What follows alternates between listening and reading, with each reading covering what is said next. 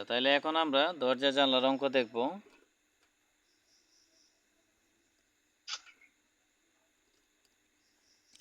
প্রথমত আমরা বেসিক বিষয় নিয়ে আলোচনা করব। প্রথমে হলো জানালা। হ্যাঁ, শেষ হয়েছে। আমি ক্লাসটা ভিডিও করতেছি, কারণ এখন যা বুঝাইছি সব যে মনে থাকবে আর কোনো মানে নাই। ভিডিও করে ইউটিউবে দিয়ে দিব। তাহলে দেখো, প্রথমত হরিজেন্টাল যে মাপ, এটাকে দৈর্ঘ্য বা এল ধরবো, আর ভার্টিক্যাল মাপটাকে এইচ বা হাইট বা উচ্চতা ধরবো।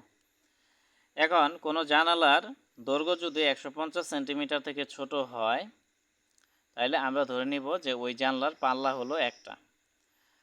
আর যদি কোনো জানলার দৈর্ঘ্য 150 বা 150-এর থেকে বেশি হয় বা সেন্টিমিটার থেকে বেশি হয়, এই ক্ষেত্রে আমরা ধরে নিব পাল্লা আছে দুইটা। এখন পাল্লা হলো এই ভেতরের অংশ, আর চৌকাঠ হলো এই যে বাহিরের অংশ বা ফ্রেম।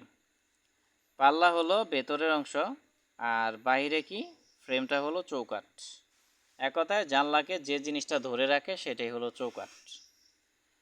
তারপরে দরজা, দরজার ক্ষেত্রে এটা হলো চৌকাঠ আর ভেতরেরটা পাল্লা। দরজার ক্ষেত্রে একটা বিষয় লক্ষণীয়, যে নিচে কোনো ফ্রেম থাকে না বা নিচে কোনো চৌকাঠের ফ্রেম থাকে না। এখন আমরা বইয়ের কত 55 নম্বর অঙ্ক, ঠিক না? 55 নম্বর অঙ্কটা দেখি, 5 নম্বর অধ্যায়ের। এখন এখানে প্রশ্নে বলছে যে চৌকাঠের হিসাব এবং পাল্লার হিসাব বের করো। তাহলে চৌকাঠের হিসাব বের করার সূত্র হলো n into L into B into H. এক কথায় চৌকাঠের হিসাব আয়তনে হবে। এখন এখানে দরজা একটা আছে আর জানলা তিন টাইপের আছে, একটা জ, আরেকটা জ1, আর একটা হলো জ2।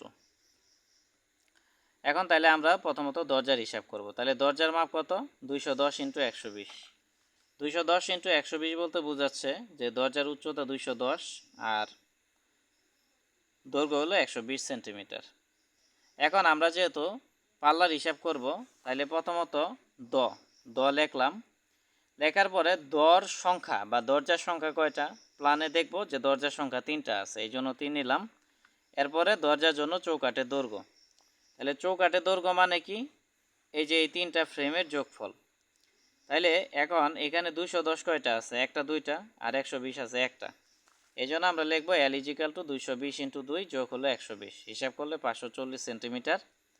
এখন 540 সেন্টিমিটারকে যদি মিটার করি, 2 ঘর আগে দশমিক হবে, তার মানে এখানে 5.40 মিটার হবে। তারপরে প্রস্থ এবং উচ্চতা। এখানে প্রশ্নে দেখো চৌকাঠের মাপ দেওয়া আছে। চৌকাঠের মাপ বলছে তারা 10 ইন্টু 8। চৌকাঠের মাপ 10 ইন্টু 8 বলতে বোঝাচ্ছে যে চৌকাঠের প্রস্থ বি ইজিক্যাল টু 8 সেন্টিমিটার এবং চৌকাঠের উচ্চতা এইচ ইজিক্যাল টু 10 সেন্টিমিটার। এখন 8 সেন্টিমিটারকে যদি আমরা মিটার করি, তাহলে কি 2 ঘর আগে দশমিক হবে, তার মানে কি 0.08 মিটার হবে। আর এটার ক্ষেত্রে যদি মিটার করি 0.10 মিটার হবে। এই জন্য প্রস্থ এবং উচ্চতার মান আমরা বসাইলাম, বসিয়ে হিসাব করলে 0.1296 মিটার কিউব আসবে। এটা আসলো। আসার পরে দেখো, এরপরে আমরা জানলার হিসাব করব। তাহলে যা, এখানে যা বা জানলা, এটার মাপ দেওয়া আছে 180 ইন্টু 120। এখন প্রথমত আমরা যা এর সংখ্যা কয়টা এটা দেখব। প্ল্যানের থেকে দেখা যাচ্ছে যে এটার সংখ্যা হলো 2টা, বা তোমরা প্ল্যানে দেখে নিবা যে যার সংখ্যা কয়টা আছে, 2টা। এরপরে আমরা যার জন্য চৌকাঠের দৈর্ঘ্য এল এর মান বের করব। তো যেখান থেকে যেহেতু এখানে আকৃতি দেওয়া আছে 180 ইন্টু 120, মানে দৈর্ঘ্য হলো 180 আর উচ্চতা হলো 120। তাহলে দৈর্ঘ্য যদি 180 হয়, তার মানে কি অবশ্যই 150-এর থেকে বেশি হইতেছে, এই জন্য এখানে পাল্লা 2টা হবে। পাল্লা যদি 2টা হয়, আমাদের চৌকাঠে হিসাব করতে হবে। তো চৌকাঠে যদি হিসাব করি, এখানে কয়টা এই টাইপের ফ্রেম আছে, 2টা, তার মানে 180 2টা, আর 120 কয়টা আছে, 3টা।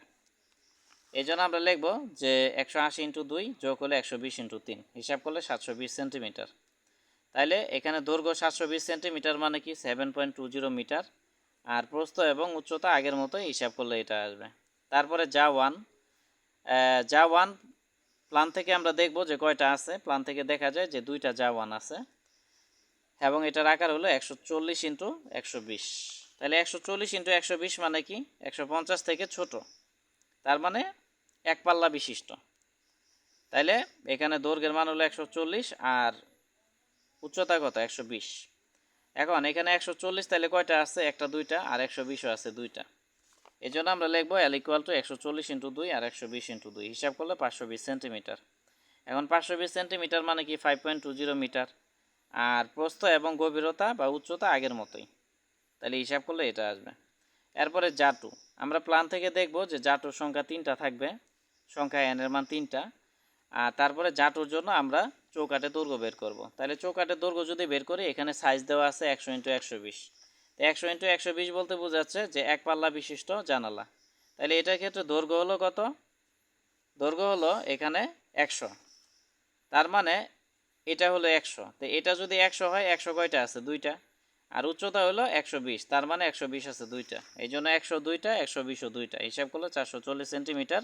440 সেন্টিমিটার মানে কি 4.40 মিটার। আর প্রস্থ এবং গভীরতার কোনো পরিবর্তন হবে না, যা আছে তাই নিব, তাহলে হিসাব করলে এটা আসবে। এখন পুরাটা আমরা ক্যালকুলেটরে যোগ করব, যোগ করলে এটা আসবে।